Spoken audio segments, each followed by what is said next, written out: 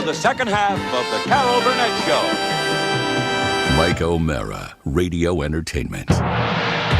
You can listen to The Mike O'Mara Show at MikeO'MaraShow.com. Well, what have we here? It's a podcast. Fine. And what excitement we have today. It's The Mike O'Mara Show with Mike O'Mara and Rob Spiewak. Now, here's Mike. I realize it's kind of mundane to discuss weather at the very beginning of a show unless there's some sort of weather emergency, which there is not. But I will share with you that I'm not quite sure that Josh has experienced the same thing, but I think it's probably pretty close that he is. But down here, where I live. That's Florida where you live, Mike. Southwest Florida. Down near the tip. I will tell you that it is very similar to being in a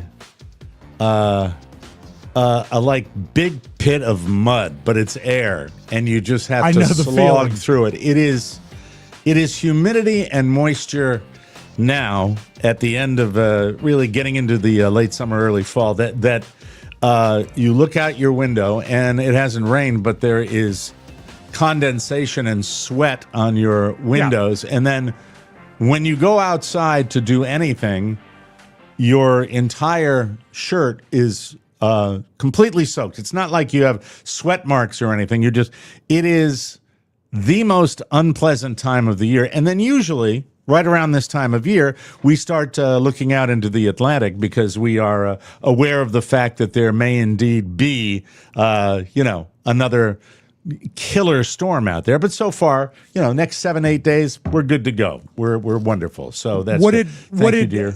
Would it console you at all if I told you this? We are having the coolest. We had the coolest August in the history of weather in Washington, D.C. Congratulations. And I'm jealous. cold snap ran through today. 46 when I woke up in Leesburg. I'm jealous. I'm ready. ready. It's fantastic. I'm ready, it's and so it's good. why we have determined that we will be traveling north for the Christmas holiday. We will be going North to Pole? Maine. To Maine. We're going to Oh. Maine. So I hope there's snow and cold and parkas and everything, except not at airports, because I've done that too, and I don't like that at all. I might be showing ignorance here. Has Michael seen snow? Because he's been has down in seen Florida snow. for most of his life. He has seen snow out west. Out west, they say. When we went into the mountains, but it was more like a frozen patch. Not like a play in snow, right? No, not like snow falling or anything like that. And there's no guarantee that. What was that sound? My straw squeaked. Yeah. Sorry about that. I didn't have a close. It sounded like your whistle. No, that would sound like this. It's like that's what it sounded like when you did that. It sounded exactly like that. Okay. So I just wanted to get that out of the way. That it's I'm ready. I'm ready just for a slight change. Is this the year you finally put air conditioning in your home? Central air conditioning? I'm not going to break down. I don't think we need it. I know you have a wall unit in the kitchen. Yeah, it's great. Yeah, we call it the old RFK. So it's wonderful, but that's not what I'm probably delaying talking about what I need to talk about, and which my listeners and your listeners are probably tired of hearing. But here we go again. All right. Hope springs eternal to the many listeners in the Washington D.C. area that support this show. Congratulations on your Commanders with their solid, easy victory, even though they didn't play all that well. You played what I would call a real flippin' patsy. You played a real patsy. I think you might have played the worst team in football. So congratulations on that. By the way, and a team that, what's funny, this is a funny story, I'll tell you. A team that, this is great, you'll like this. A team that really gets a lot of attention, like more attention than almost any team in the entire NFL. And what they do is they go out and they do really well because they suck. They're always like way up in the draft. So they get to draft a really great player. And then they draft this great player. And because of one reason or another, that great player really doesn't do dick when it comes to playing in the game. And so it's a major disappointment. And then because they are a team that gets a lot of attention and has money and gets to go out and pay for things. The fact that they are in the #1 television market in the world, is that a blessing or a curse? Don't know. But anyway, so they go out there and then they sign a guy that's a really well-known guy, and then they draft another quarterback, and it's really cool because you got all this excitement, and then they come out and they it's like getting a nice big brand new layer cake that is just fresh from the bakery, and it's got beautiful frosting on the outside, and it's absolutely pristine. It doesn't have a mark. Nobody's like tested the frosting or anything, and it's sitting on the table.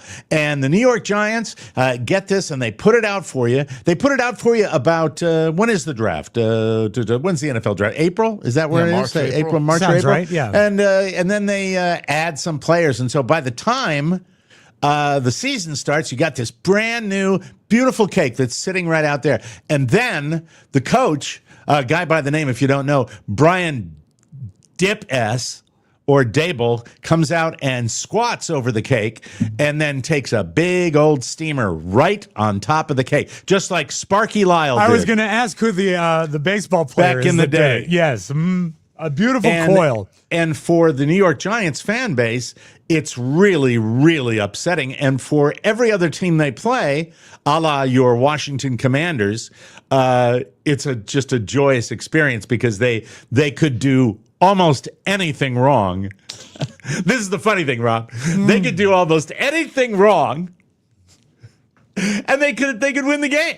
Anything. Because the team they're playing sucks to such a level, even though they're paying millions of dollars to these players. Right. Millions, not hundreds of thousands, not millions, tens of millions in some cases.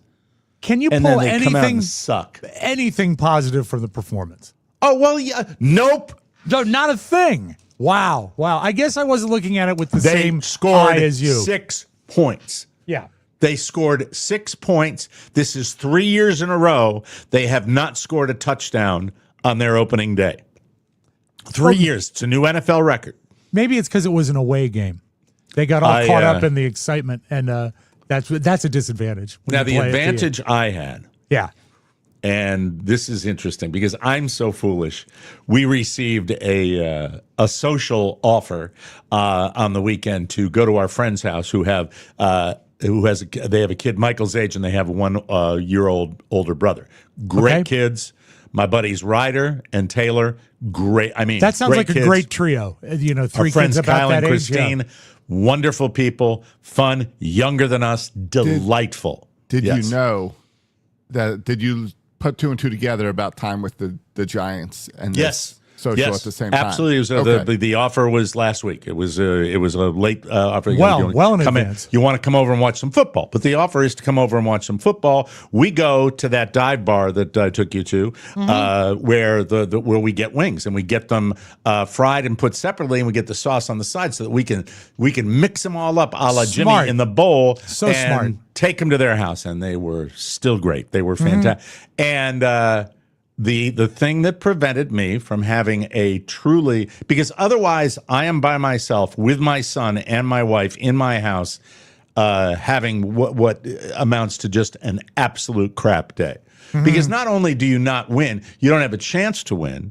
There's not any real movement towards winning, although it was not a complete blowout, but they teased. Sure. But it's just, I mean, to be an NFL fan of a team that there are not many that perennially really suck. There are a couple. Cleveland Browns fall into that category. New York Giants, where your team, you just know in one game, there's not even a chance. You're in That's how good bad company, they Mike. suck. Elvis Presley loved the Browns so much that he would mail them football plays. Hopefully they would use them. But, always disappointment. And The only thing that rivals what I went through would be a late night game where the team you love gives up the ghost after scoring 150 points. A la, You know what it is? Josh had probably, I would imagine, a slightly worse football Sunday than I did. I'm sure I'm a little tired this morning. Yeah, because that's got to totally. I haven't seen the highlights. You know what it is? It's the team that beat us. It's the Bills. They beat us in the playoffs. It sets up this season as we can't win the big game. Yep, absolutely. And it's already decided now week 1. Yep. Didn't they score the Bills like like 16 points in the last 4 minutes of the game? Yes. Okay, just making Yes. sure I got that statistic You knew. right. You knew. Yes. It You imploded fast. knew. Yeah. Here, can I throw a fact in since we're doing heavy Yeah, football? please. Because it's the first game of the year. We can do that. Here's a funny story. Let me tell you a story. So, Josh Allen, who is the quarterback that came back and beat the Ravens last Right. night, amazing quarterback, amazing athlete, And amazing beloved. human being, And a dummy yes. on the mic. And a dummy on the mic. Yeah, not offering a lot. But it doesn't matter. Does not matter. Here's the thing. He was coached. This is a great story. Uh-huh. He was coached by Brian Daboll when they were in Buffalo, and they said, "This Yeah. you'll love this. Love this. They hired Brian Daboll to be the coach of the New York Giants because they thought this is great. This Yeah. is a great joke. They thought that Brian Daboll was in some way, this is hysterical, responsible for the quarterback that Josh Allen is. Brian Daboll, the head coach now of the New York Giants, had bupkis to do with Josh Allen. Brian Daboll wasn't the guy. Josh Allen was the guy. Yeah. Josh Allen was the guy. Yeah. Brian Daboll didn't have anything. You could have had a trained orangutan who would be just, talking to Josh, and he'd go out and do his natural thing. Brian Daboll didn't have anything to do with it. They never should have hired him. That Same is thing funny. people are saying now about Belichick. Yeah. That it was thanks to Brady. It is. It is. By the way, the myth has been exposed. These legends, these guys that get all this credit, really, let's think about it, okay? Let's think about them when they're on TV. Jimmy Johnson, Bill Cowher. You listen to these guys. Are they really geniuses? You ever hear Belichick? Is he really a genius? No, he's not. Is he a prick? Yeah, he's a prick. But is he? No, it's Brady. It's Josh Allen. It's Patrick Mahomes. It's the talent of the quarterback. Right. It's Yeah. the talent. It is. And that doesn't So change I'm a little the fact, worked up today. Oh, God, it doesn't I love this change show. the fact that Tony Dungy is looking more and more like Nosferatu. Which is Hello. unfortunate. I'm going to pick the games now. Welcome. But the good news is the Washington Commanders have a quarterback with They that do. level of talent. So God knows what's coming. And I think they're going to get better and better. It was fun to watch the game. TMOS Monday morning sports wraps. Okay. All right. So what? This is the time we like to. I don't do it when I have to. By the way, that would be. See, this is it. After I can come in on the Mondays after games if I've got a particularly urgent emotional appeal where I want to vent. But to be forced to talk about it for the other multiple weeks of the year would be absolute hell. That's why I'm glad I didn't do the format. Or to take phone calls. So you get that'd be random fun. people's opinion. Yeah, I like All that. the losing. It would be great. The thing is, I watch the only time, and I think, Josh, you can relate to this based on your TikTok success, that the only time, and I mean the only time, I go and watch bloggers, podcasts, repeats of radio programs are when my team sucks. I have no interest when they're doing well. That is, I don't. I've noticed this for years, Mike, and it's one of the things about you I think that's broken.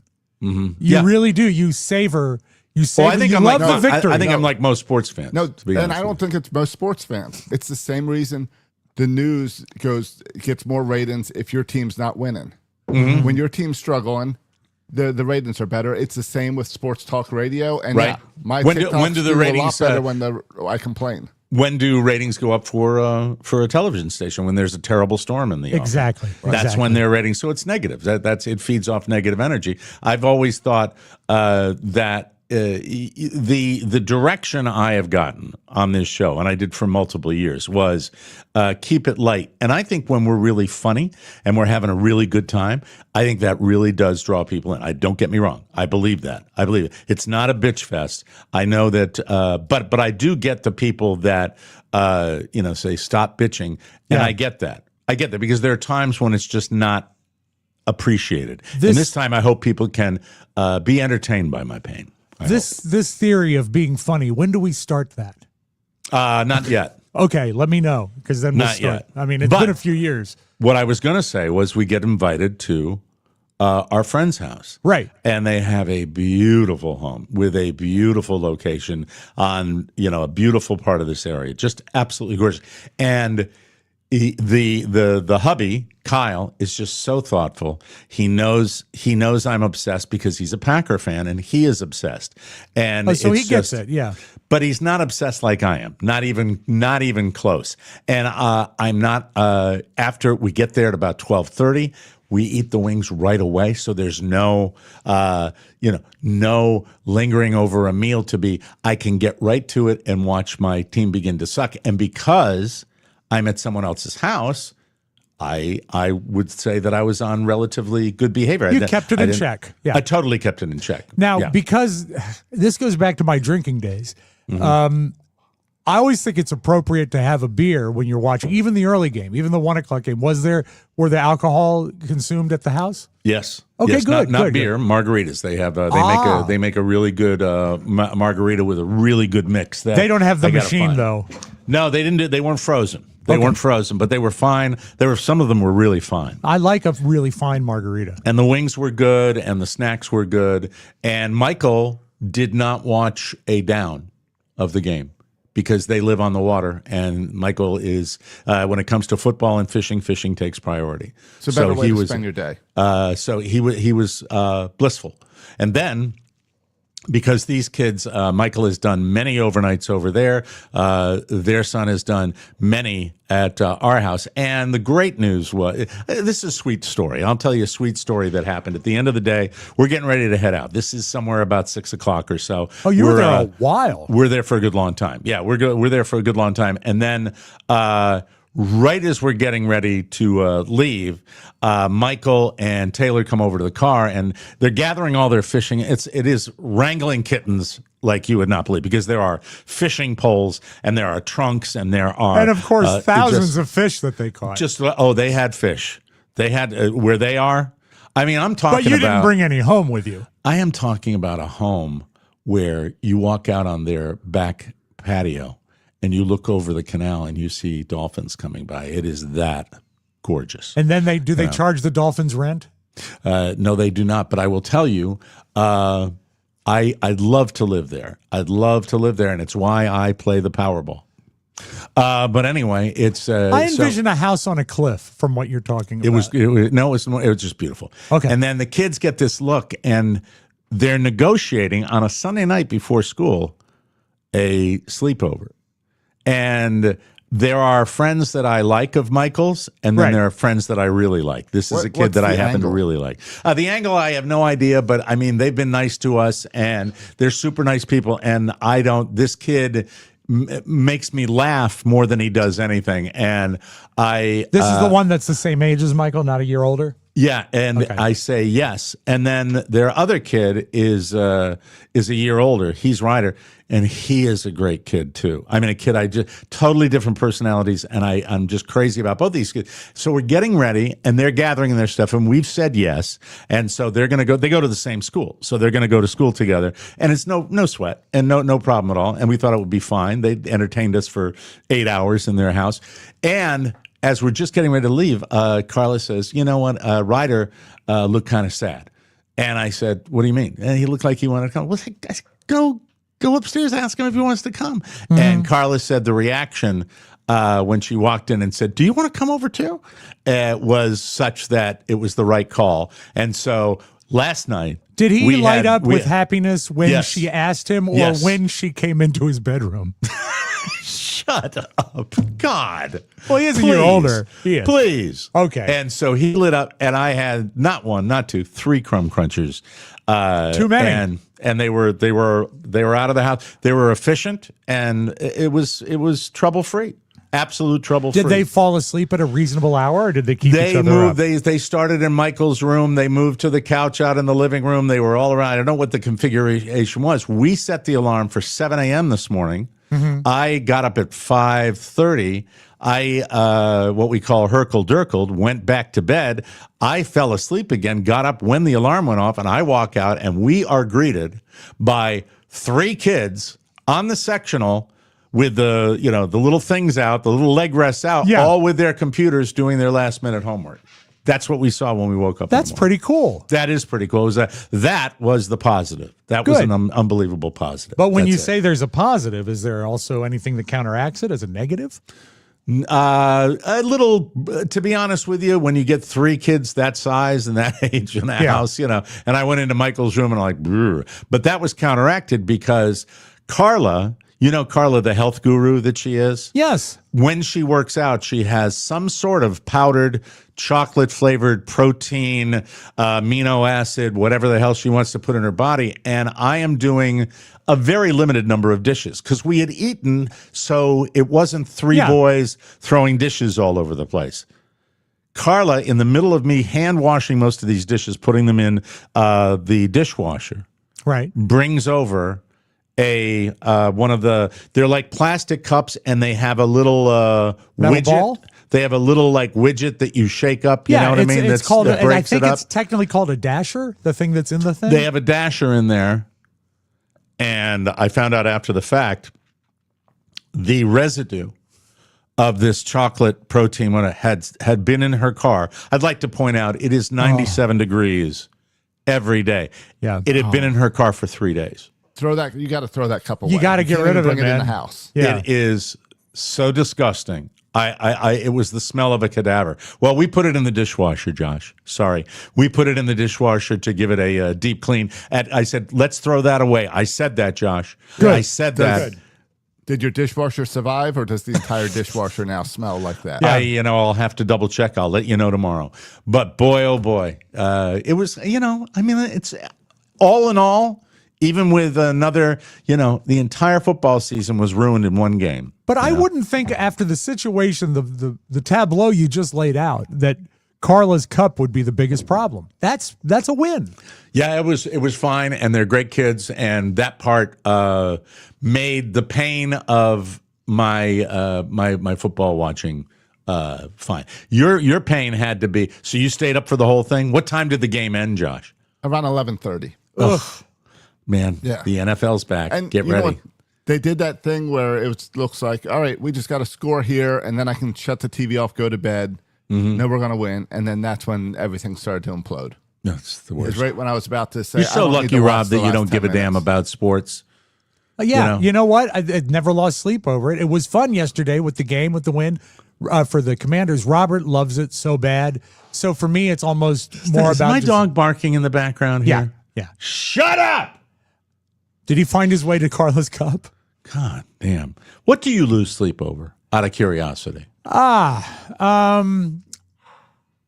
mind will race at night, but never about sports. Okay. I've got to, Theme you know song what? Stuck in your head, you can't place. No, I can. No, it's never that. When I lose sleep over sports, it's because I've been ramped up. And, Yeah, and I've my seen that, adrenaline's yeah. flowing, but then I eventually get over that. But, as far as something that really, gets you keyed up, I worry about. I think about the future with my kids. I think about the fact that I You don't mean have whether a you're car. going to be alive or not? That and how they're going to deal with it and all that stuff. My mind races in such a way that I think I need to be off Prozac. It's not helping. So your anti-depression medication isn't working? I'm not depressed, but it doesn't help me at night. Does that make any sense? I'm there are okay a through lot the of day. side effects. There are a lot of side effects. But when I lay down and I can be tired. I went to bed early last night, like 9:15, because I was tired. And I laid down. I thought this is going to be great. And I bet I was up till 10 with just thoughts going in and out of my mind. It's weird. I don't like it. I don't like it at all. And then how long do you have to wind down, Josh, after you watch that? Does that do you get keyed up, and so it's a little bit. Yeah. Yesterday I was already winding down before it ended, so I didn't. I just watched it implode. It wasn't too bad. Will you get keyed up after church? No, I love naps after church. Okay, that's good. Great. It's good. Have you ever been keyed up after church? I don't think so. Okay. If there's a really great praise band. No. Okay. After my father's funeral and Father McDonald was wearing galoshes, Oh, you were keyed up. I was keyed up. Yeah.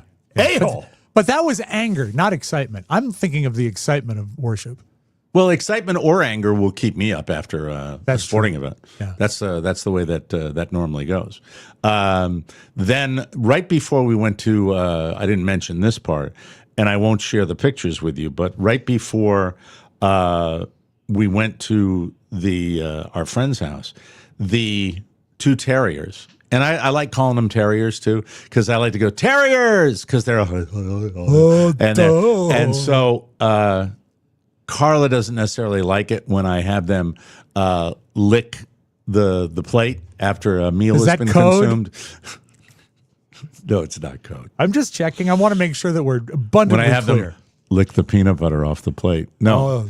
It's fun to apply the peanut butter to the plate. Carla gets me 2 eggs and a piece of toast, and I devour it. I don't eat regular breakfast as much as like a regular protein bar in the morning. Yeah. So this is a little treat for me on Sunday morning. And Winslow loves to come over there, and Carla hates it, where he comes over and he hops on my lap, and he starts licking the more forward leftover. of the two? Yeah, he's used to it, but the other one's just as aggressive. Okay. And so they both get up on my lap, and I've got the small plate. We used a small plate in the middle, and what happens is there is a dog fight. I mean, a real legitimate dog fight in my lap. That's and no good. They shred my top of my foot and my ankle and my upper thigh. With their ridiculous little claws, and so I immediately went to the Bactine, the kids' Bactine, to spray it in there. Yeah, you didn't did you wash it properly? Was Mike likes to be the plate, Chris. That's right. I like to be the plate. Well, it is so odd nasty. that you keep it on your lap while they come and eat off the plate. Yeah, I think most if this people is put it true on the floor or something. Yeah, for the well, dog. sometimes I've done it all. I've done it. I put it on the floor. I've held it out and done that. This time they both came up, and I had one here and one here. Our new little sectional that we got. Yes. The latest John Cena collection from the Room Place or whatever it's called. It's a big, wide chair, Sure. so it can accommodate both dogs. And of course, the rule about staying off the furniture lasted maybe a week and a half. It never does. It never lasts. And so they went at it. I mean, they go at it. It's How tough do they to know. How do they know when they're allowed to come after your plate versus just you're eating? If they when make he an takes attempt. his shirt off. Time to Somebody play, wrote- boys. Joseph wrote sectional, SEXTION.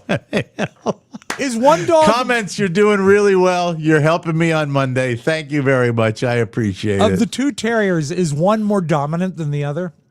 It's hard to determine because one is older and one's the elder terrier. But I would have to say the little guy is a little more tough. He's got a little more pit bull in him, I think. It's funny that's what I would because say. we're got our idiot dog back, Sebastian, that we have essentially share with another family, and he's Right. big, 110 pounds, big dog, big head, stupid. And Who Linus, owns that dog? the lady that Carrie nannies for? Does she ever take care of her dog? No, she doesn't. Why- But we have him Why now does she because have a dog? this is funny. One of her kids was at school, this lady, and they were talking. It was the first day of school, and the one of the daughters, I forget which one, said, "My house has 12 pets," and the teacher said, "No, you can't be right. You can't be serious." And she went through and named them all, and yes, they have 12 pets. Do you So know the pets? Do you have a cursory knowledge of the pets? there was 2 cats. Then there was 5 more cats because 6 because of they gave birth. That's why we have Sebastian. Hold on. So they start 2 dogs Yep. and 2 cats. Right. Well, then 5 more cats. 5 cats? Well, they just gave birth. So that's actually 7 cats. Is that why she said the 12? Yeah. Well, I forget how. And then they have birds, like 3 or 4 birds. Wow. and the it's- one dog is too much. That's what I said. I just say, give me the dog. Let me have this dog is 4 years old and untrained. And you love the dog. Oh, he's the greatest. But Okay. he's been wasted as a puppy. He won't shake hands. He won't sit half the time. He's oblivious to commands. I don't think he Untrained. knows his name. Yeah. But he's very sweet. But here's the deal. You see him and he's got that huge head with big teeth and he smiles a lot. So you see the teeth. But If you reach out to him, will he come to you? yes, yeah. Because you're going to scratch his ears. He loves that. Okay. But if like yesterday, Carrie was making some chicken salad. She got a chicken at Costco. And, when she's fooling with the chicken, the dogs are very interested.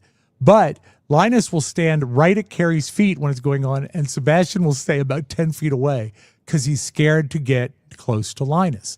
And it's so funny because Linus is literally half his size. And the dominant dog. Yeah, but the dominant dog. Yeah. Doesn't matter. Size doesn't matter with a dog. I mean, Yeah. you've seen the videos, right? Yeah. Where you'll get a Shih Tzu that'll chase a bear out of a backyard. I mean, Yes, it exactly. doesn't matter. The size doesn't matter on that whatsoever. But it just seems like you are pretty much the full-time owner of that dog, even though you're I not. would say we've had him for the past 2 years, probably half or a little more of the time. Yeah. Have they asked you to watch the dog, or do you keep just taking the dog? The first time it was offered to me, I've known the dog since he was a puppy. He's a sweet puppy. But it was first offered to come and stay with us right after Mark Riddell died. And she said, do you think it would cheer Rob up to have another dog around the house? Carrie said, yeah. And so she brought him, and he was with us for like 8 months. And yeah, we bonded. No, let me stop you right there. Okay. That's a very nice thing. But at the same time, I saw it was shallow. Yeah. I get the impression that this person just doesn't want to be bothered by her dog. Well, she also has 5 kids. This house is a nut house. Same hubby, same One hubby. bedroom. Two adopted, but then they adopted 2 kids because they didn't think they could, but then they proved they could by having 3 more. Whoa! Yeah. So it's What are the age? Do you happen to know the age range? I think high school to first grade. Wow. It's a zoo in the best possible way. In the best, but boy, oh boy. But I mean, better Carrie's people over there. than me. I don't Yeah. think I could ever handle that. Well, you know? I mean, I think Carrie's the hero in this relationship. I do. At what point does she say, I think a kid would cheer Rob up? Don't want another kid. Been through Send the that. first grader. Send the first grader over. Do you see, have that? I mean, I am finding, having a second child late in life has been one of the great joys of my life. Absolutely one. So you don't like the idea No, of. I'm done with that. I have neither the energy nor the time to do another child. This is kind of the Halloween attitude that he has. That he wants to be a senior citizen. He wants to be. You do well down here. I don't want to be around kids. Our good friends Doug and Haiti just became grandparents for the first time, and so if I need to see a baby, if I need to hold a baby, I'll go to their house and I'll visit with them. And right. And is there that's something you want to share with us? Is Julia pregnant? That's not even funny on any level. You take that back. Hasn't she been with the same guy for a while now? Stop it. Okay, I'm just checking. But they've been together what? How long? He's a vegan. It's okay. Yeah. Let me see. They've been together way too long. That's how long. Oh, they've been that's together. right. Oh, see, that's the sore subject here. He wouldn't mind being a grandpop. He just doesn't, Well, also- maybe not this relationship. What about the courtesy of marriage before giving birth? That's Tell me always about nice. it. Well, tell me about it. Hi, Elizabeth. What? Oh, Yeah. yeah, I'm glad they've got their new apartment. Glad Yeah. they've been together almost a decade. yeah. But I would How's think that guest bedroom? I just It's more of a den. I'm not necessarily burdened by, and my daughters are, got one who's already 30 and another one that's, knocking on 30's door. I am not burdened with urgency because I've got a 12-year-old here. So I Yeah. get all my, my it's great. And because I wasn't around the first time, with But the if this- part-time dad thing. if this lands on Julia's ears, I want her to hear this, and it won't. But Okay. I want her to know that I was born out of wedlock, and that's not a great thing. So don't do that. Be ready to get married before you have a child. That's all. Okay, since you're doing it, you mind if I pile on that and copy a little bit here? Go ahead. Go this ahead. one goes out to my middle child's beau, Connor. Hey, Connor, did you have a good time going to Louie's wedding? That's a wedding. That's when 2 people that have lived together for a number of years dated. or dated They don't have to live get together. married. Right. And to the best of my knowledge, Connor, I'm pretty sure they were together a lot shorter period of time than you and Elizabeth were. You know, Connor, there's something about a wedding that you may not understand because a lot of people don't address it. It's when you go onto the altar of God and before God you promise Amen. to stay together with this person for the right. rest of your life. Sure. And if you think you're brave going rock climbing or whatever your kids are doing, Right. that's nothing compared to making the promise to God. Second thing for that, and this has nothing to do with anything. Connor, drop me a line and let me know how that handicap's going, because you were playing lights out. He was on his high school golf team. Oh, I thought you meant you wanted his parking pass. No, he's moved up to the top of the chain. And Michael's going to be right behind him, but Connor right now, like a 4 or 5. Well, that explains everything. Yeah. You got to get your golf time. He's focused on the golf. Yeah. Well, I thought it was just because Elizabeth loves golfers. No. Elizabeth loves him, and he loves her. Well, we love Elizabeth. She's great. Yeah. But marriage, and you don't get to golf as much. No, especially when you have kids. Forget about it. What if you marry a woman who golfs? What about Mr. Julie Inkster? I bet he gets to golf a lot. Julie Inkster, thanks. Yeah. Thanks for going to the 1970s LPGA. She's still a thing? Yeah, Rob, she's 80 and she's still playing on the tour. Absolutely. Didn't she take a room at Nancy Lopez's house so they could Josh, if you get a chance during this little commercial I'm going to read here, please look up Julie Inkster. Let's see if we can get an age. I'm going to guess my age. Probably close to my age. I think that's about right. That's why And Nancy Lopez, that's the over. We got some good news coming up, but first I want to tell you this episode is powered by Incogni, your personal data's bodyguard. Here's the deal, Wade. Data brokers scoop up your info, names, addresses, even social security numbers. There are a lot of evil people out there. Don't we know it? They sell it to whoever's paying. Scammers, spammers, creepy marketers, you name it. That's why your phone won't stop ringing. Your inbox is a mess, and identity theft is always lurking. Data breaches jumped 72% in 2023. There are entities out there. There are bots out there. There are unscrupulous people that do this for a living, and I'm not exaggerating. And it's 24/7. It's happening every day. In 2023, as we told you before, it went up 72%. Incogni fights back. They automatically wipe your data from over 230 brokers, keep monitoring and push back when brokers resist. You stay off their lists, period. How would you like to guess, Mike, how many spam calls I got since we last spoke on Thursday? Bagel? 0. Oh, that's awesome. I love Incogni. It's 4 awesome. flexible plans. Their protection always fits you and your family, and you're covered by a 30-day money-back guarantee. Bottom line, if your data's out there, you need Incogni. Use code TMOS at incogni.com/TMOS to get an exclusive 60% off an annual Incogni plan. Incogni.com/TMOS. That's INCOGNI.com/TMOS, everybody. 65 years old. Yeah. Hey, I nailed it. That's right. Yeah, very good. Way to go. And when you say you nailed it, that's a double meaning. Thank you, Rob. I appreciate that. Have you heard the term clock botching? I have not. Josh Soroka, No have you idea heard the what term clock botching? I've heard of clock repair. Clock botching, BOTCHING. Right. No. A writer in the UK coined the term last month. It means one of two things or maybe both. I led with this because I saw it and it intrigued me. That's the only reason. Forbes describes it as when you look busy but aren't actually producing meaningful results. Based on certain producers that I've had. Rob's not included in that list, by the way. I have noticed that when people are frantically running around, like they're so urgent, it could be a restaurant, it could be anywhere. Sometimes nothing's really getting done. And then they go to Erie, Pennsylvania and become a program director. Yeah. And so you're stretching small tasks into entire afternoons. This is reminiscent of George on Seinfeld when he got the job with the Yankees and he really didn't do anything, but his secret was to always look annoyed. Oh, yeah. He said, if I look annoyed, they'll think I'm busy. So it sounds like it might be intentional, like you're just trying to run out the clock each day and not getting much done. So then you don't get assigned more work. But we've already got terms for that, like task masking and productivity. That's a good one. I love productivity. That's great. The original definition is different. The writer who coined clock botching said, it's when workers end up doing more hours than they're paid for. Not out of ambition, but because they can't get through their workload in time. She also says clock botchers are usually the first one in the office and the last one to leave, so that makes it sound not intentional. There's too much on their plate or they're not very organized. I'm not sure that's a good thing at all. I think that author was clock botching. A writer for Inc.com confused things even more by saying, It's an aggressive form of clock watching where you're counting the minutes. Well, now there are 3 definitions of this. What the hell is it? Yeah, it's not good. Maybe it's all of the above, but whatever it means, they all agree it's a serious problem.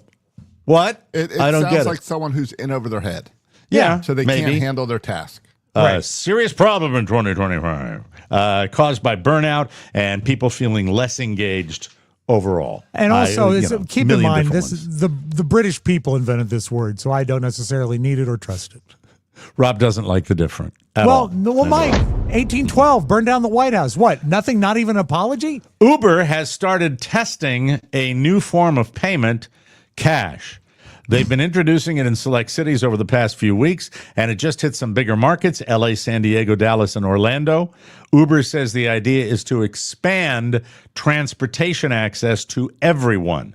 And not everyone has a bank account or a credit card, so this is going to help the riders who prefer cash. But they have a smartphone? Yeah, you still need a cell phone or a way to book through the app. Basically, you book a ride as usual, and you select the cash option for payment. Then you hand over the bills and coins. Well, yeah, we know how. Well, you're naked without cash, Mike. I am indeed. I keep cash every day for golf bets. Yeah, that's the only reason I have it. It's also otherwise everything else in my life I pay with a card. Everything. Couldn't you get the people at your club to use Venmo?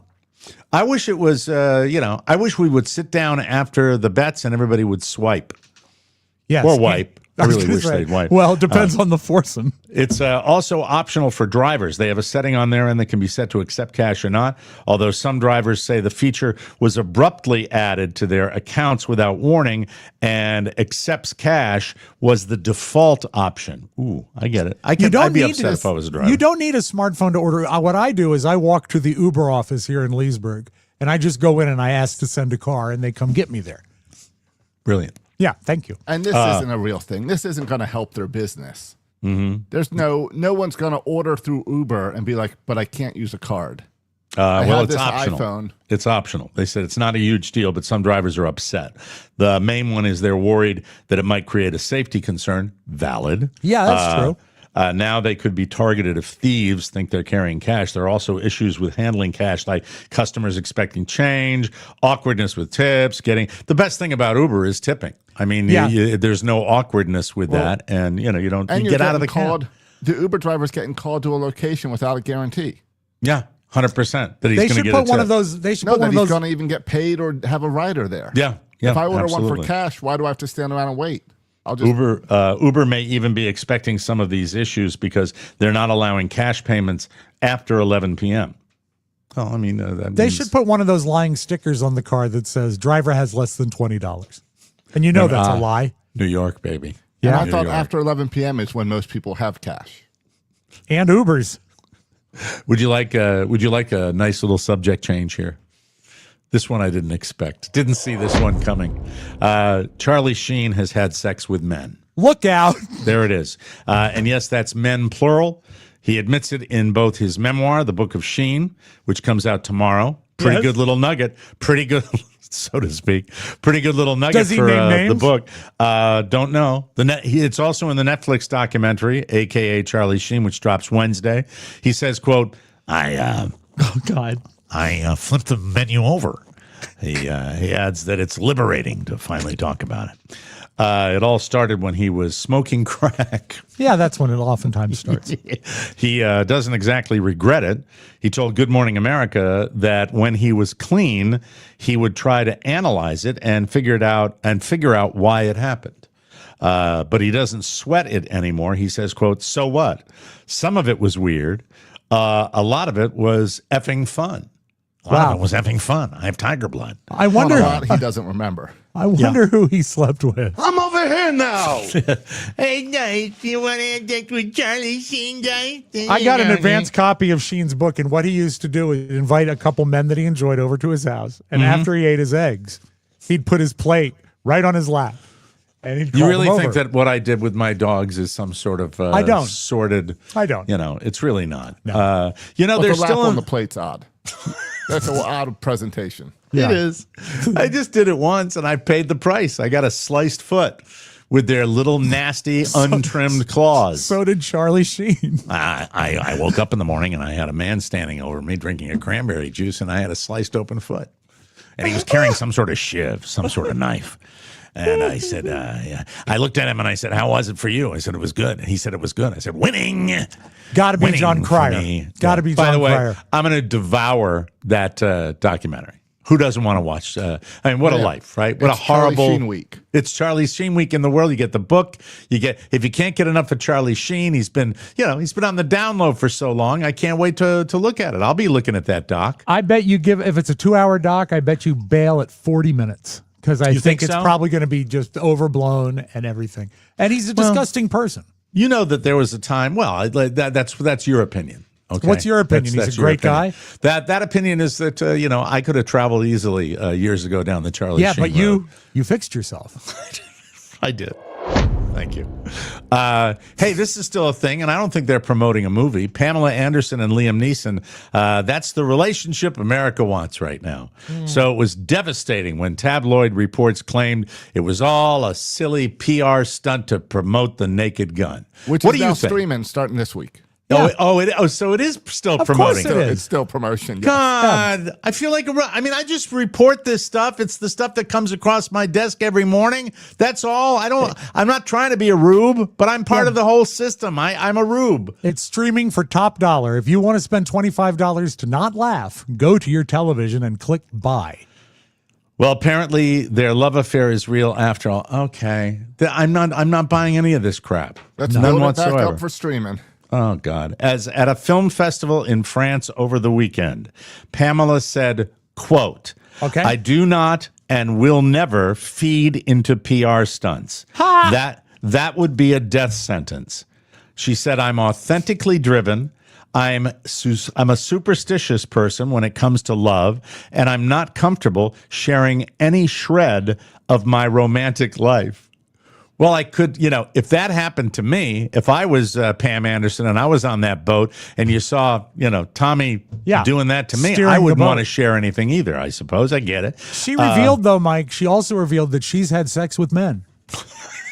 She and Liam have never confirmed that they're dating, so this isn't exactly proof that they are, but there is still hope. What do you think? Do you think that there's any truth to that whatsoever? I don't think there's any truth to the fact that they have any interest in it except for selling a movie. I think this is what I've always thought about Hollywood. Mm-hmm. I think when you've got people in their 20s, 30s, 40s, maybe early 40s, that are at the prime of their lives sexually, and they are involved with other pretty people in their 20s, 30s, early 40s in the prime of their life, I think there is a lot of hanky-panky that goes on in movie making and But filmmaking. isn't Pam north of 50? Yeah, but I mean, I think that there's probably when you're playing a romantic interest Okay, I see. of somebody in a film, and I think it's obvious, even at his advanced age, Liam Neeson probably has got a lot of testosterone, I would think, wouldn't Sure. you? Pills. Yeah. Well, the medication's out there. Yeah. In fact, I have a prescription to pick up today, as a matter of fact. I understand he has a specific set of skills. Pam is 58 years old. Yes. 58. Liam, 73. Both in Julie their Inkster. sexual prime. Julie Inkster, 65. Could still be on the. There isn't a LPGA She's still- senior tour, right? Yes, she's There still is? in the LPGA senior Oh, tour. it's the yes. senior tour. I wonder how when the they hit crowds your are for neighborhood. that. What? I wonder when they hit your neighborhood, Mike. Like to see that itinerary. Yeah, Never well, even buy some knew about it. Banaka and hit the course. Here's a guy everybody loves, and I miss him still. John Candy. The documentary's called John Candy, I Like Me. This is a great story about John Candy. I thought you yeah. were going to say I like men. Thought it was the same as Charlie Sheen. Yes, he said that. No. It premiered at the Toronto International Film Festival over the weekend. He's a Canadian, John Candy. It hits Prime on October 10th. And in it, Macaulay Culkin remembers John's kindness on the set of Uncle Buck. He also remembers that John was one of the first people to realize that Macaulay's dad was a creep. Macaulay said, quote, I think he always had that really great instinct. I think he saw, listen, even before the wave crested and the Home Alone stuff was happening, it was not hard to see how difficult my father was. It was no secret. He was already a monster. I think John was looking a little side-eyed like, is everything all right over there? You doing good? Good day? Everything's all right? Everything good at home? All right? He adds, quote, I wish I got more of that in my life. It's important that I remember that. I remember John caring when not a lot of people did. That's a sweet story. And I've heard, haven't you heard amazing things about John Candy and his kindness? That's what I've heard. Have you seen the trailer? No. I watched it, and I can play it if you like. But okay.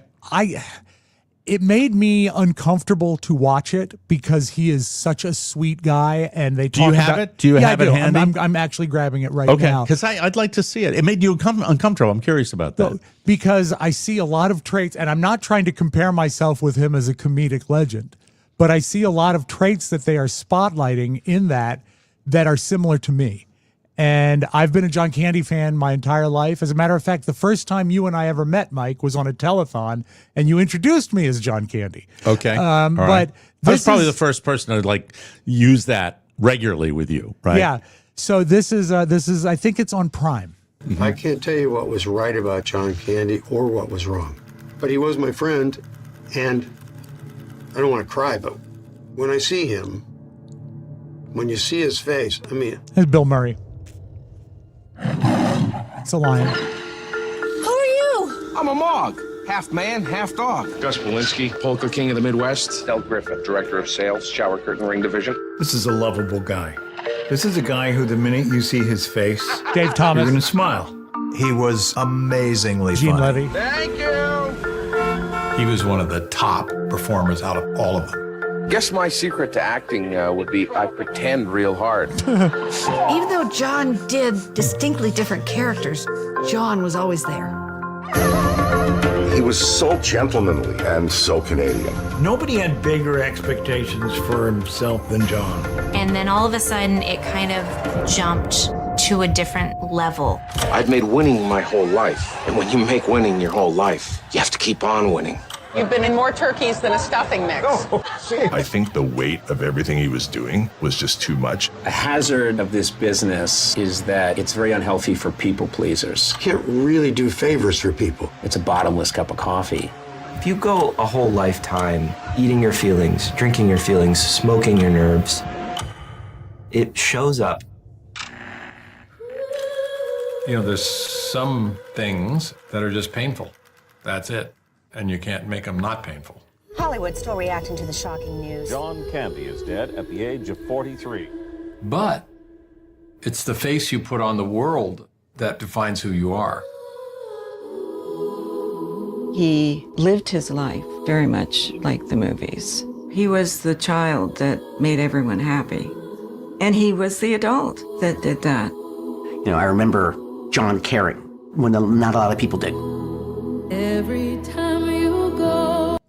I just think it's going to be murder to watch that. Wow. I love him so bad. I see the parallels to where difficult business for a people pleaser. That makes complete sense to me. Yeah. And that's October drinking, 10th, I think it comes eating. out. I never was much of a smoker, but 2 out of 3. But It's Colin Hanks is the director. Yeah. Isn't that the crazy Hanks? No. That's the good Hanks. This is the good Hanks, the one that looks like Tom even. And the one that's the actor, and we've seen it a lot. What was he? Okay. He's in, oh my God, Orange I watched County? it. No, what the hell was it? He plays an evil sheriff in a movie that I watched.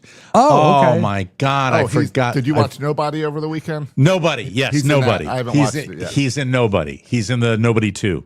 That's the sequel, which, by the way, Josh, you haven't watched it yet? Nope, probably today. You know what? I got halfway through it. And Did you get $10 back? I adored the first one. Yeah. Adored it. Absolutely adored it. But that's for another day. I wouldn't mind you checking it out, though, because I want to see if you feel the same way. Finally, today, 2 women from Connecticut, 38-year-old Dominique Marion and 24-year-old Tinaja Williams, were accused of stealing more than $2,000 worth of clothes from a TJ Maxx in Massachusetts just a few weeks back. The police didn't have trouble tracking them down. They were spotted just a few minutes later at a Wendy's drive-thru across the street. Nice. The local police department said the officer who found them was no stranger to the Wendy's drive-thru, and when they were caught, the women traded their combo meals for a pair of handcuffs. The stolen clothes were in the car, and the cops also uncovered a large amount of additional items believed to have been stolen from other area stores. Both women were charged with larceny and conspiracy. They were a perfect choice to enjoy the new Wendy's Meal of Misfortune, featuring the Rest in 10-piece nugs with 2 dips of dread, a small cursed and crispy fry, and a small Raven's Blood Frosty. There you go. I went right to the menu at Wendy's for their Halloween product. There we go. Would $2,000 worth of clothes from TJ Maxx? That's pretty much the whole store, isn't it? Yeah, absolutely. Yeah. And, tough finding the right size.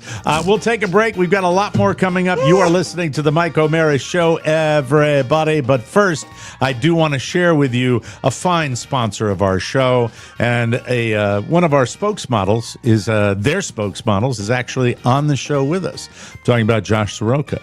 This podcast is brought to you by the wonderful people at Fair Harbor. Fall is in the air, people, which means your days of tossing on a tee and shorts are done. Rob was talking about the crispiness of the fall weather this morning. 40s, sub 50 degrees, yeah. Sub 50 degrees, spectacular. Don't panic. Fair Harbor makes the transition from summer to fall painless. Why juggle one pair of pants for work, another for weekends, and a third for dinner? When one perfect pair does it all. Enter the Horizon pant. Woo! Tailored enough for the office, soft enough for the couch, stretchy enough for whatever questionable decisions you make on Saturday night. Look out. Honestly, once you put them on, you may never take them off, and this isn't just about looking good, it's about doing good. Fair Harbor has already turned over 37 million plastic bottles into buttery soft essentials, so you're saving the planet and your wardrobe. I promise you, this is how much it means to me. Bob. I promise you, you will love them.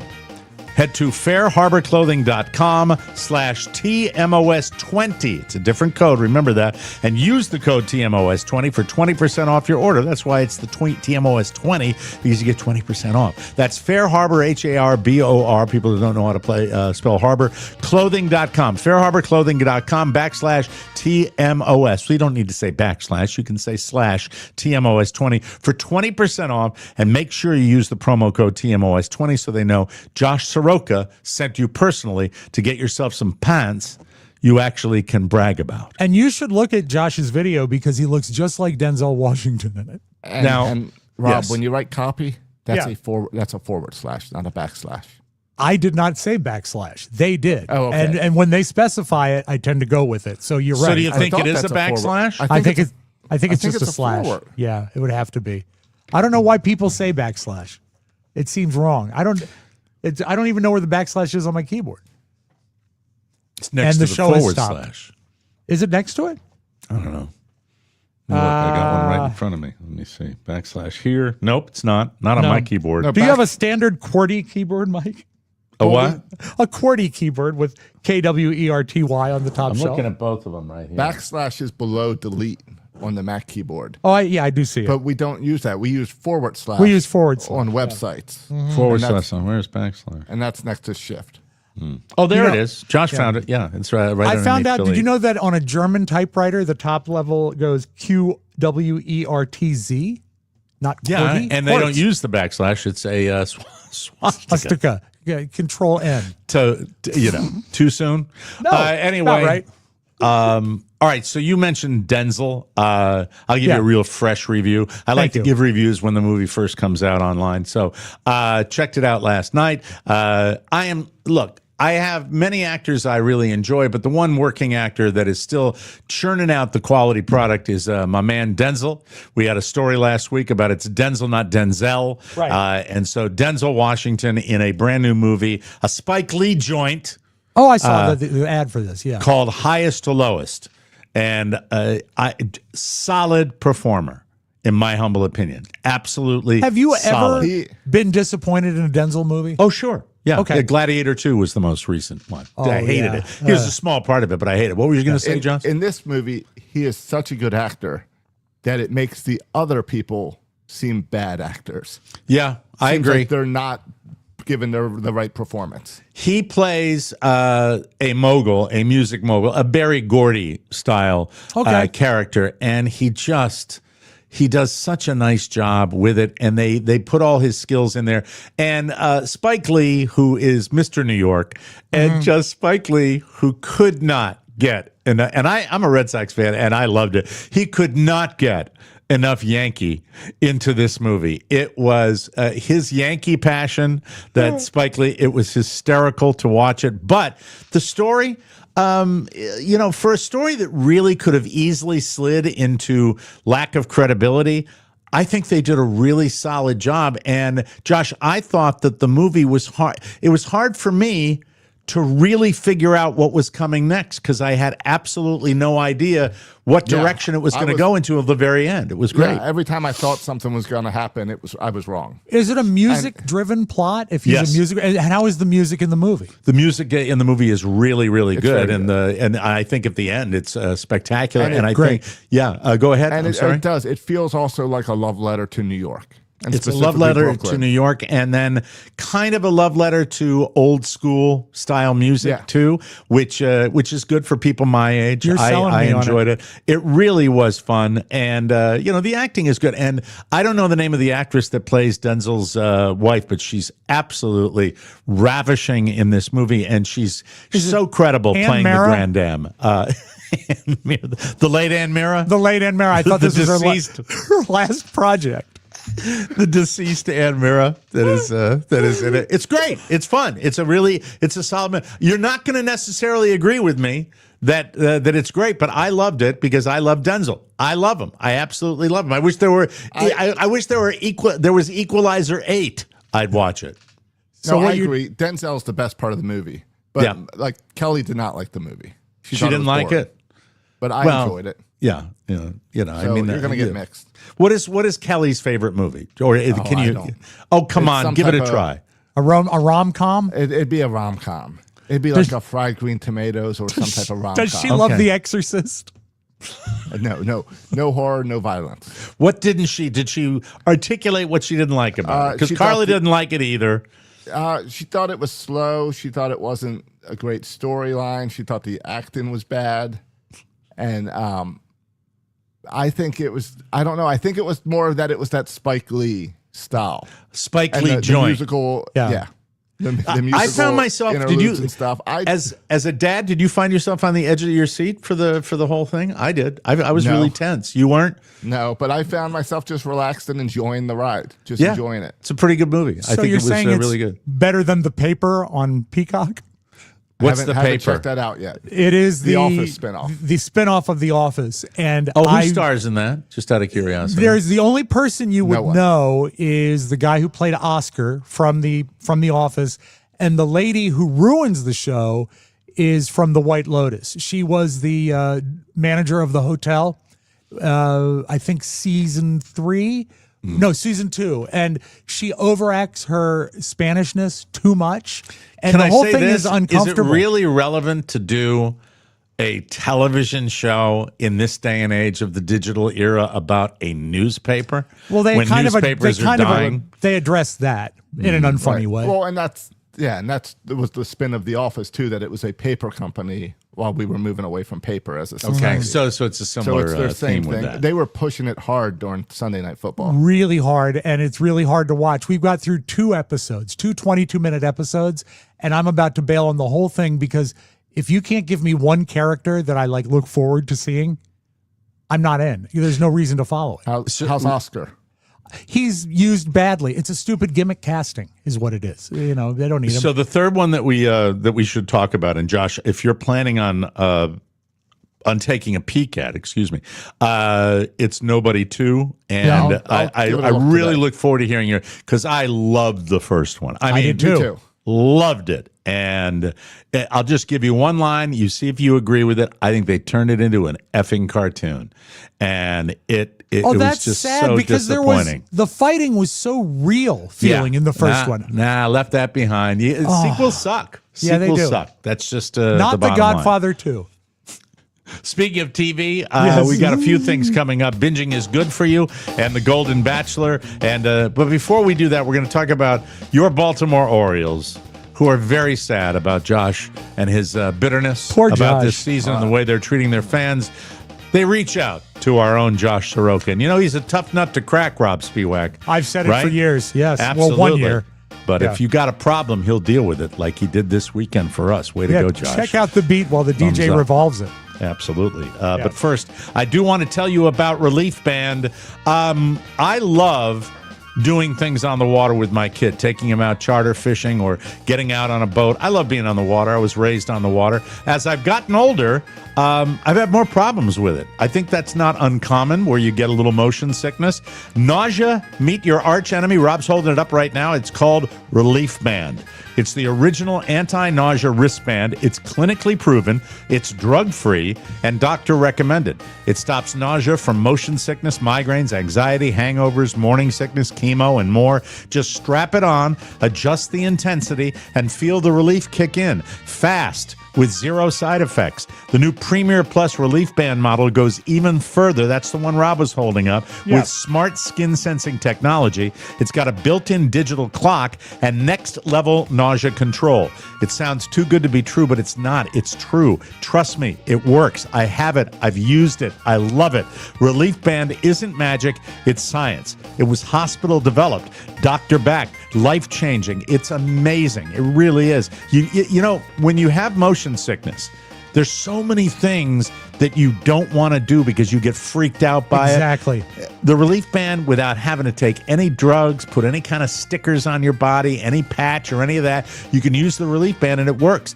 If you want to cure your nausea problem fast, join the hundreds of thousands of people who are nausea-free with the Relief Band. Right now, there's an exclusive offer just for Mike O'Mara Show listeners. If you go to reliefband.com and use promo code TMOS, you'll receive 20% off plus free shipping. Head to RELIEFBAND.com and use our promo code TMOS for 20% off plus free shipping. Thank you very much, Relief Band. We appreciate it. Okay, so earlier, maybe last week, maybe the week before, Josh is bitching about the Orioles and the fact that they're not playing all that well.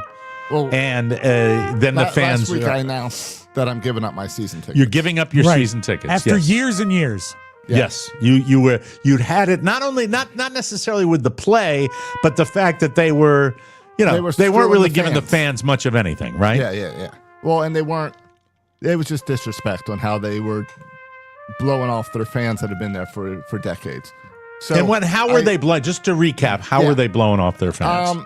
Moving us to different seats, making us buy more tickets, increasing the price of the tickets, moving our seats so that people with bigger plans could pay more for our old seats. So all in all, with a really bad product on the field, they're moving full speed ahead with ripping the fans off a little bit more, and that's just not acceptable when you got a crappy team. So I made a video like I've been doing on TikTok. And this time I also put it over on Twitter, where I have over the years built a huge Orioles following over there. Okay. How often do you post to Twitter? It's where I go to complain live during games. Oh, okay. I understand. Yep. It's perfect for that post 2 seconds. I can't believe this is happening again. All right. Absolutely. So because of that, I've built up where I've got thousands of followers over there that are all Orioles focused. So I put a little video on there, and I think I put it on Friday morning. Maybe it was Thursday evening. No, I put it on Thursday evening. My phone, I had to turn off all notifications on my phone because it would not stop buzzing.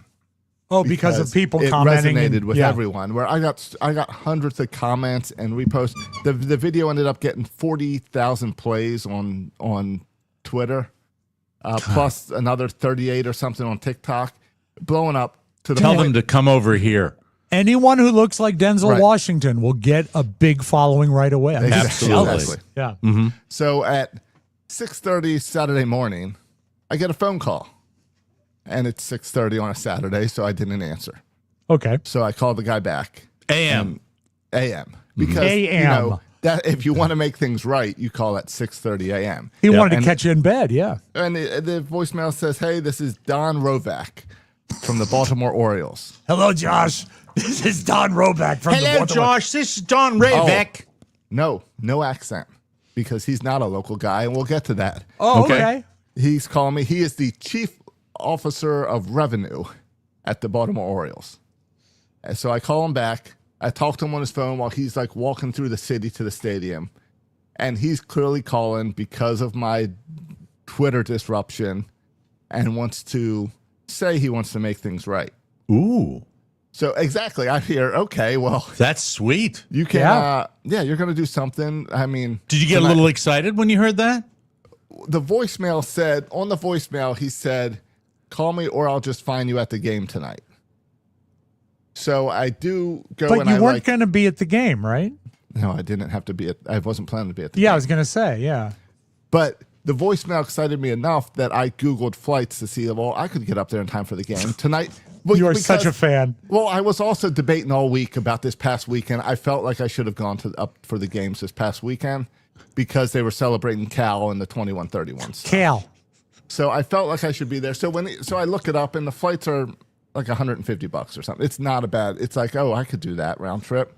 And they were $99, but the Orioles got in touch with the airlines.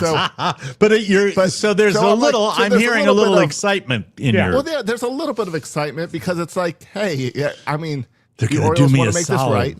They're not gonna fix my season tickets, but they're gonna want me to make a video like that. I love the Orioles instead of all this hatred of them that's going viral. So you're in St. Augustine, just licking your lips, ready for this to happen. Exactly. Okay. Yeah. So I called the guy back and talked to him. And he's like, well, I just want to hear what frustrates you and what we could have done better. And I talked to him for a while, and he's like, well, here's what he does that pisses me off more, is he has responses to my frustrations. Oh, so, no. So he's prepared. He's got a script. Yeah, he's got a script. Moron. No. And it's clearly he wants me to make an apology. Oh, video. no. Because he said, no. Feel free to talk about me and talk about our conversation and spread the word. And it's like. But you were dissatisfied with the conversation, right? Yeah, and that's what irritated me is that part makes sense. I know the Orioles wanted to spin it away. So he is rationalizing and justifying all of the things you were complaining about. Yeah. So he tells me, I explained to him, look, I said, guys, your attendance is down 22% this year. That's public knowledge. We all know that. I love we can that all you see it on TV. threw him back with statistics. That's awesome. He's the chief revenue officer, so I know he knows money. He knows that. And that's basically my dad. My dad's been the CFO of companies and everything. I know financial stuff a little bit. So I'm like, look, your attendance is down 22%. The play on the field sucks. And that's not why attendance is down, but it's a big part of it. I said, and you're increasing your prices. And he goes, well, we found that it's best that we don't let the field on the play dictate business. The play on the field. The play on the field. Yeah. Right. Yeah. He said, if we raised prices after the Orioles won the World Series, everyone would be mad at us. And I said, no, they won it. I said, that's how it works. Yeah. I said, if you're 100%. the hot team, you can get away with that. And didn't you propose last week that the problem was they put this in motion when they thought this was going to be a great season? That was my theory, and I presented that to him, and he kind of said, "Oh, that's where he said, oh, well, play on the field doesn't mean anything." I see. Okay. And I told him, I said, but that would be like if I ran a restaurant and the food was really bad, but instead I raised the price of the food and moved all my regulars out to the bad seats. Logic. And Pure I logic. said that would make my business go out of business. Right. And he said, "Oh, that's not how it works." Like, okay. So there's nothing other than he wants to argue. No, exactly. And then he talks to me about how. So I look him up and I see. Well, I said I told him there's a problem where it seems like this office does not understand the city of Baltimore, does not understand this fan base. I said the business director of business joined the team last July. They've never gone through losing here in Baltimore. I said, you joined it 9 months ago because I looked up his LinkedIn. Oh, no. Because he messaged me on LinkedIn as well. So I said, you've been here for 9 months. You don't know anything. And he's like, well, again, he sticks to this and he's like, well, and then he tries to justify it. Well, we had to move your seats because those other seats are now reserved for the larger ticket packages. because we had to restructure. That is so. What he's doing, I know. I've had that. This can apply to any business. This can apply to any. Well, he's not doing anything to make it right for you. Oh, he's gone the opposite way. He's made it all worse. Where now it's like, I posted on Twitter. I said I just got off the phone with the Orioles. I said now I understand why they made these decisions, and it makes me even more upset. There it is. Yeah, good for you. And way to go, dude. Nice job. So I get off the phone with him, and I was like. And again, he tells me, hey, post it, do whatever, share, because he thinks the conversation went great, that I've now been convinced that, of course, well, this is how you run a business. This is what the Orioles do. No, I go and make a video complaining about this guy, and I break down 3 reasons the Orioles suck right now in the front office is this guy and his boss being out of town, so they don't know the city, they don't know this fan base. Right. I looked this guy up in Atlanta where he came from before. He was the revenue guy for the Atlanta soccer team, and everyone hates him and ran him out because he raised ticket prices. One trick pony. I guess he's really glad he reached out. Then I pushed. Then I let everyone know how he doesn't care about the product on the field and how that affects prices, and then about the movement of the seats, and just so I bashed him more on this video. That I told you the first video had like 40,000 plays. This one's up to 70,000 views. Oh, I'm good for you. Happy about that. And any word from them? Yeah, I get a message on LinkedIn from him Saturday morning. That was quite an Orioles game last night. That's all he says? That's it. That's great. He's okay. So I told him, all right. Hey, I see you have a job opening here for a creative marketing director. I said, I think you should hire someone who knows the city for that. Wow. I said, because clearly your front office does not. Oh, my God. So out of touch. Out of touch. Boy, reminds me, tell him he should get a job in radio. I think that would be perfect. Only him, management. Only management. Way to make it right, O's. Sounds like it really worked out for you. I thought the guy was going to bring me up, and I was like, it's Cal's big night. Maybe I'll get to come down on the warning track or something, pregame ceremony stuff. Yeah. 100% you were going to get a Cal jersey. They were going to give you Cal's jersey. Yeah. Something. Yeah. Josh, do you think the word narcissist applies to this guy a little bit? Oh, totally. And by the way, my season ticket rep still have not heard from you since I've left a voicemail and sent emails last week. There you go. Way to go, birds. Yeah. Oh, my God. That's awesome. Glad it worked out for him. Boy, reach out again sometime. And then I like this. Feel free to use my name. There you go. Yeah. Good job. Mike, he did. Good things happen to good people. Rob, you got some beautiful video coming up for us? Gorgeous. Please? It's simply gorgeous. Hey, Nits. Do you feel the chill in the air? That means the holidays are coming. Are you ready? Just imagine walking into every holiday party feeling in control, looking great, and already down mass poundage. Sounds nice, no? Yes? Yes, no? Well, listen to what I have to say right now. Derm Glow Skin has GLP-1/GIP on sale from now through October 3rd. This is your chance to feel confident before the holidays hit. And don't forget, Derm Glow Skin ships skincare fast nationwide. And we've got peptides for energy, skin, tightening, focus, and more. Visit dermglowskin.com today because feeling good and glowing is the best gift you can give yourself this season. Halloween is right around the corner. That's the first time I've been able to say it. Halloween. I love it. Right around the corner. And we want you to look great in your sexy nurse costume, men and women. Yeah. Are you ready to change your body and your mindset? Let's go to dermglowskin.com, ladies and gentlemen. Hey, I like that. Some beautiful video. Cherry time. Hot kiss, Mike. Tim Kelly, Kiss FM. Tomorrow we will go into the Golden Bachelor, but I just want to remind you, Mike, tomorrow we'll be talking about Mel Owens. Is that Mel Owens? That's the Golden Bachelor. Remember, he got in some hot water. Great teeth. He didn't. Yeah, 2 more payments. He was the one that said he didn't want to date anyone over the age of 60. So we'll talk about that tomorrow. All right, now, good. You sure he doesn't work for the Orioles? He might. They offered him a job. Mike, I know we both love Target. And I like their casual wear is fine. You can't beat the prices. But when they select something, maybe they don't think about it enough. These are some sweatpants, sort of like workout pants. I think they're from Champion. And they have what's called a front pleat. Do you know what a front pleat is? I'd never heard of it. Pleats are like the little extra fabric in the front of the pants. Yeah, well, they're normally on the side, though. This is they're in the front. Well, I mean, but on either side, like by the pockets, is what I'm saying. They're This is dead center, okay? Oh, like a front thing. Oh, that's Watch weird. this lady. Why? Champion at Target, a center pleat. I actually like the color of the pants. This lady's putting them on.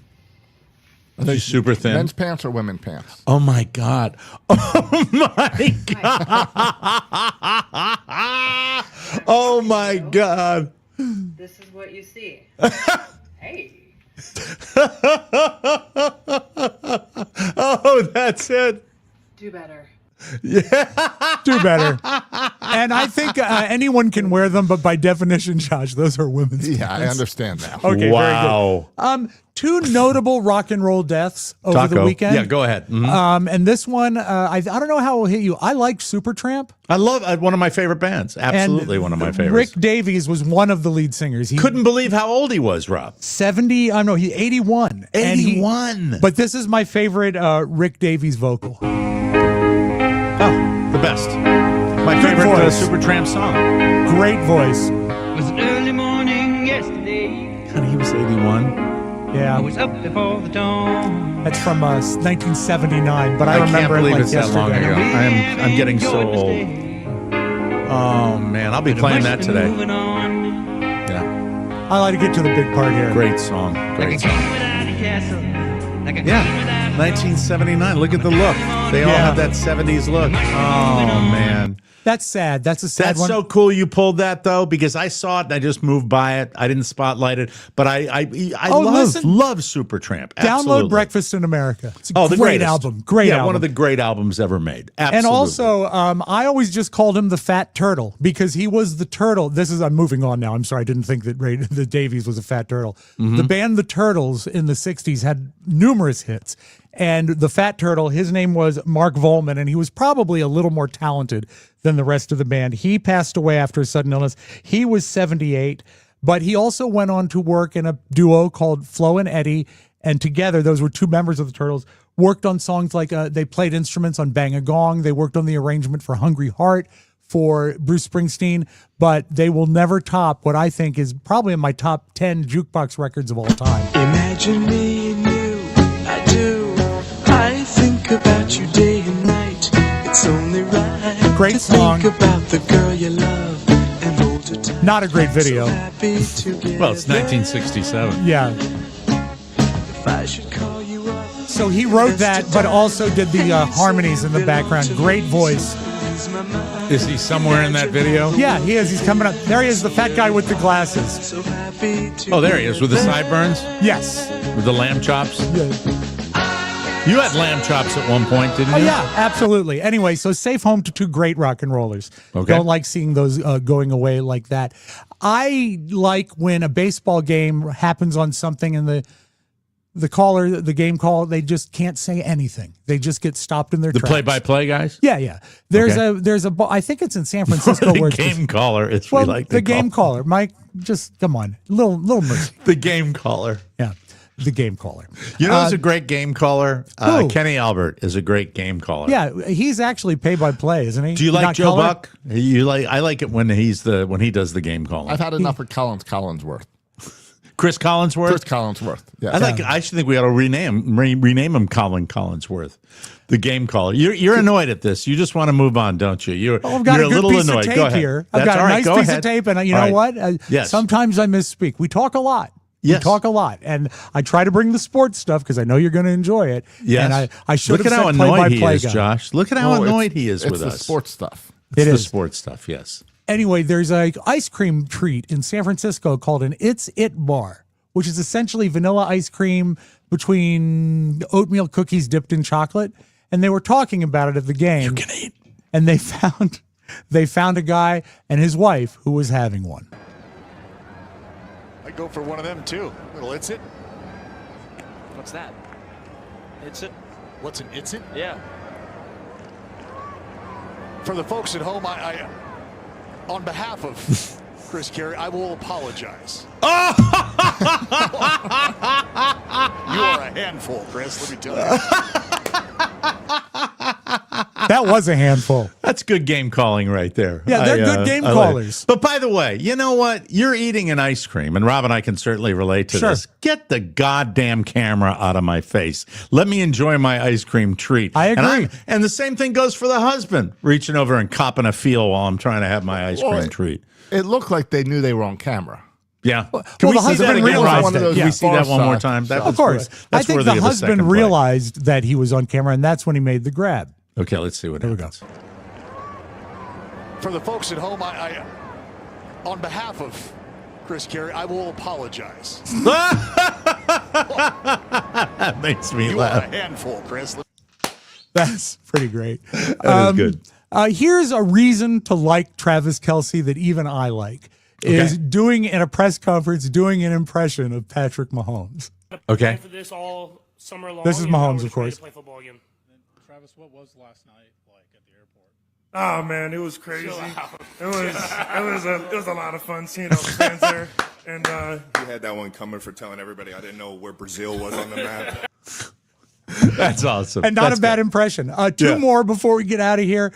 Mike, is there anything more painful than stepping on a Lego? You're a father. You've probably been through it. Done it.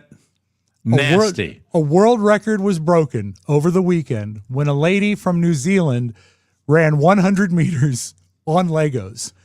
This, to me, is horrifying to watch. Can you Barefoot. Yes, and dirty feet.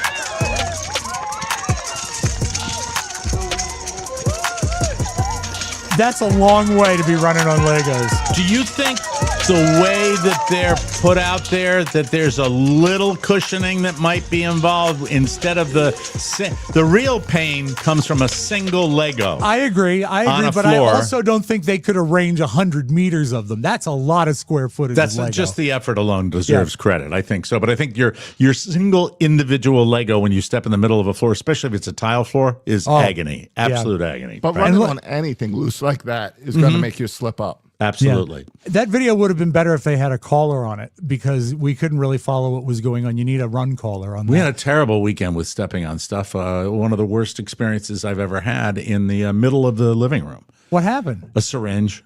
Oh, man. I hate that. Just kidding. And also, I used to have a dealer that used to step on my stash all the time. Horrible, man. Step on it. Don't step on it. Don't cut that stuff. Baby laxative.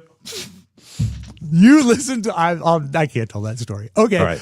Close with this. Bad news for NFL fans, the Red Zone, which was like Valhalla for NFL fans, they have added commercials this season. First time ever they've added commercials to the Red Zone. People are unhappy about this, and I found a guy who said what we might have to look forward to. You're talking about the TV feature. Yeah, the TV feature where you can watch all the games and all of that stuff and watch 4 games at once. Not cheap, and up to now, commercial free. Until now. Game-winning field goal for Chicago. Santos. I have type 2 diabetes. Oh, no. No, that wasn't real. This guy's faking it. It's a fake. That's not how they interrupt. The Colts take a last-second touchdown lead against the undefeated Kansas City Chiefs. This is what the witching hour is all about. So look forward to that. There it is, ladies and that's gentlemen. your beautiful video. Thanks for all the sports today. I really appreciate it. Thank you. Oh, on the vault? I thought you meant at the front of the show. No, the video. Okay, well, you're welcome. I'm sorry I messed up play-by-play. The baseball clip, the football clip. It was very nice. Yeah, it was very nice. I was Thank just you. saying thank you. Well, sometimes it catches me off guard when nice words are exchanged on this show. Yes, because I'm not such a just prick. you to me. No, not just you to me, me to that. you, Josh to anybody. You know, Yeah, it surprised me. I liked all the sports, and good luck with the Orioles. Do you think there is any slight possibility, Josh Soroka, that they would ever, like someone else, would be hip to what's going on with this guy and reach out to you? Do you think there's any possibility? I do not believe so. Yeah. Do you think there's a chance in the MLB offseason you end up owner of the team?